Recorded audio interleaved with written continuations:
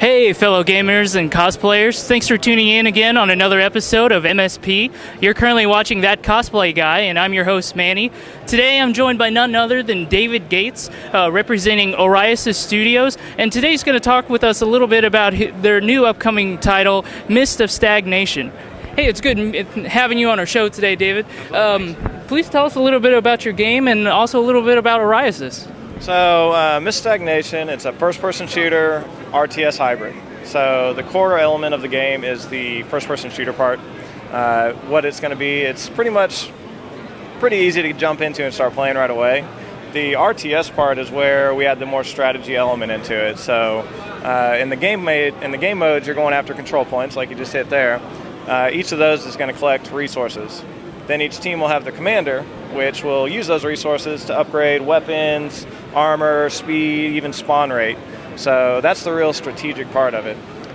What makes it different is our commander in the RTS mode isn't going to have the standard top-down view like you'd have in StarCraft or any other game like that. Interesting. Yeah, it's going to be inside of a huge mech, which we might get lucky enough to see in here, but inside of his cockpit are the different RTS HUD elements. So you'll have like a tube that fills up with water to be your progress bar indicator on your upgrades, for example. You'll have the map, instead of a top-down view, is going to be very similar to like Game of Thrones intro, almost like a old 1920s battleship battle board where they push the pieces apart. But that's where he'll see the actual action on the map and be able to place things that the team needs. So, yeah. Well, that's really interesting. What I thought would immediately caught my attention, and I'm sure it has, today and yesterday and throughout this weekend, is your take on steampunk and, introducing that into the concept of FPS as well as a little RTS that you were mentioning.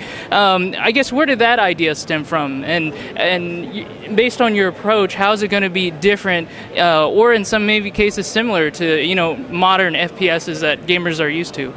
Sure. So our take on steampunk is what we call practical steampunk. So the gears and anything you see in there, it's going to work. Our weapons could all actually be made because they are real. There's not just a bunch of gear slapped on just to look pretty, Our main inspiration for it, games like BioShock and Mad Max. So it's the dirtier type of almost post-apocalyptic steampunk.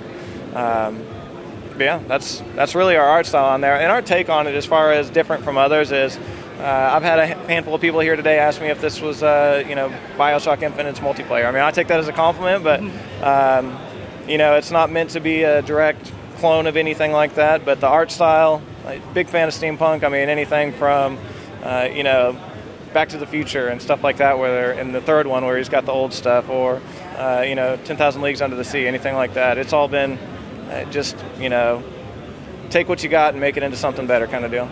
Interesting. One concept about, first-person shooters is obviously the weapons themselves. And you kind of briefly touched on how there's going to be some element of realism to it. Are gamers going to experience that when in the gameplay itself? I mean, you did mention to me earlier, this Steam kind of torch idea. I mean, tell us a little bit about that, and how it's going to be add a unique experience to your game. Sure. So the steam gun that we have here, it's called a Boilermaker. It's our answer to a steampunk flamethrower. I love that title, by the way. Right? Yeah. It's I'm sure any adults, or maybe let's just stay with adults, are very familiar with it. But what it is, it's a gun with two tanks. One's your fuel, and then one's water. The fuel's superheating it, and then you're spraying that steam.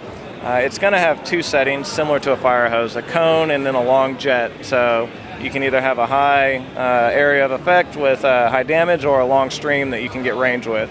But yeah, it's just going to blast people away, and the steam effects on the screen and everything. But there it is right there, actually. It's had a handful of names since people really don't know what it is yet. It's been called the Super Soaker, the Water Tickle Gun, but that's probably the funnest part I've seen so far. Based on the gameplay that you've seen with folks testing out your demo, which weapon would you say is the most used or seems to get the most, likes based on, the way it's being used in the game and the gamers' reactions? Sure. So far the most common ones are the shotgun and any of our two melee weapons, just because the melee right now, it's a one-hit kill, because obviously a little bit harder to get up to someone when they're shooting at you with all these things. The shotgun, very popular because at close range, like most games and like in real life, it's a pretty deadly machine. So, yeah. Now, also again on the weapons, since you mentioned, weapons that a lot of gamers are used to, like shotguns, are there going to be anything like machine guns or rifles as well, I take it? Yeah, absolutely. This is steampunk. Luckily, the guy playing on this one is just following right along with us. We do have an assault rifle, which is going to give you the machine gun type of effect. We even have some turrets, like you can see on the side here, which not active yet, but they will be for you to jump into and really lay into someone. Really nice. Now, in addition to the weapons and some of the gameplay you mentioned, what kind of maps are you going to be presenting in your game? And will you have any, I know you mentioned something about a mech, will you have any other kind of vehicles, like maybe like blimps or anything like that? I mean, this themes that, gamers are familiar with steampunk? Sure, so... Or Zeppelins, I mean. Right, yeah, absolutely. The airships you're seeing here... Yeah, we're seeing some now, actually, on the level. Yeah, so it's in a whole convoy. You'll actually, there's some that fly by and fight during the sequence too, but eventually you will see things, other vehicles you'll be able to jump onto.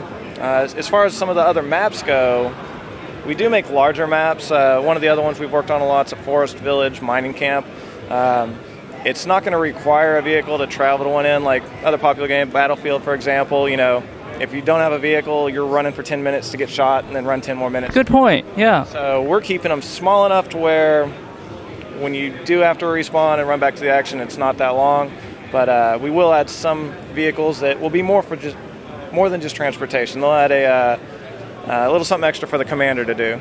Interesting. Now, sure is one of the first things on any gamer's mind is this going to be strictly, since we're seeing multiplayer, a multiplayer only based kind of game, or will we see some single player action? It might be something on the side, even though multiplayer is the main focus. I mean, what kind of game are you developing, I guess? So primary focus for us right now is the multiplayer on it. Eventually we've had a handful of requests for a single player mode, which wouldn't be too hard for us to do, but right now we're looking to just ship this out as the multiplayer mode. So. Right on. And, also in terms of developing the game itself, and correct me if I'm wrong, I was under the impression that you're currently using the Unreal 2 engine, or something similar to that in developing your game? So we're using a UDK, Unreal Development Kit, which is the newest version of Unreal Engine 3. So, oh, okay, yeah. Yeah, I know there's so many of them. Yeah. So same engine, or a very similar version of the engine that you would have on the newest games out there. So it really allows us to push our graphics, even next-gen options like DirectX 11, Tessellation, all the cool things that if you do have a powerful computer, you'll really be able to get a lot of use out of it. Now, using the Unreal Engine, do you find it very, consumer friendly for the developers yourselves, like in terms of trying to make ideas that come off paper, make it a reality, or do you find yourself having to jump through hoops? So as far as Unreal Engine goes, it was coming from Source, it was a little bit of a culture shock for me. But once I got used to it, it's been very friendly to act the way we wanted to get what we want out of this game. I've seen a lot of people move engine to engine, but we're very happy with what we got here. It's going to allow us to do everything. The biggest part we like about it is the scale form integration, which is games like Borderlands where they have the awesome HUDs that are all 3D. That allows us to do that. And as you can imagine with an RTS, you need a powerful HUD to be able to do that. So good point. Earlier we were discussing about the impact of SGC, and I think you mentioned this is one of your first trips coming out here. How do you think SGC's involvement in promoting indie gamers and their development, how do you think that's helped out Osiris Studios? So as far as SGC, this first year I had no idea what to expect. I've been pleasantly surprised. They got an awesome following here. Everyone that's come up to us has been awesome. As far as their treatment on indie developers, they said any indie developer that wants to come, we got a free booth for you. So you can't ask for anything more than that. Wow, that is really generous. Yeah. So some other conferences that we're going to, such like RTX and PAX, don't really want to go into the cost on that, but. Free is awesome, so definitely a big plus. Great job, SGC. All right. Well, you heard it here. And also, you were talking to me about, the connection it seems like all the indie gamers have and, having this common goal and promoting their ideas and putting it either on platform or PC. Do you feel like you're getting equally the same vibe from the people coming in, checking out your demo and that kind of stuff? Absolutely. We've had a lot of great responses here. This is the first time we've gone public with the game and let them play it. So we really didn't know what to expect, but it's been an awesome response. We've seen some people over here playing for over an hour. Real common theme. People like the guns. Some people don't understand it right off, but that's part of it being in alpha. But as far as the other developers, these guys here are awesome too. I mean, if anyone out there from Humble is watching this, we'd love to put together an SGC Humble bundle. But yeah. That is really cool. And, lastly, one of the things, gamers and fans alike, especially for the ones first tuning in and finding out about Osiris Studios, in terms of, reachability and connectivity, I do believe you have a Facebook page, and do you have any, and also I checked out your website, which is very interesting.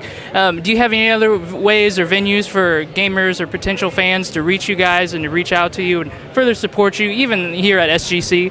Yeah, absolutely. So you can always find us on either Facebook, Twitter, YouTube. Just look for Osiris Studios, OSIRIS-Studios. We even have a Vine now. That's been the fun thing to play with.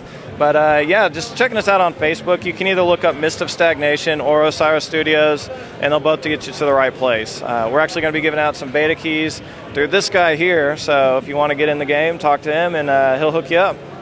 All right. Well, again, thank you very much for your time today, David. We definitely covered a lot of ground. As you can see behind us, folks, this is an amazing game. If you are fans of steampunk, first-person shooters, or just want to try a game that's entirely different, this is the one to check out, folks. And you're currently seeing it for the first time at SGC as well as Mission Start Podcast. So again, this wraps up this episode of That Cosplay Guy. I'm your host, Manny, and we look forward to seeing you on our next channel. Thank you.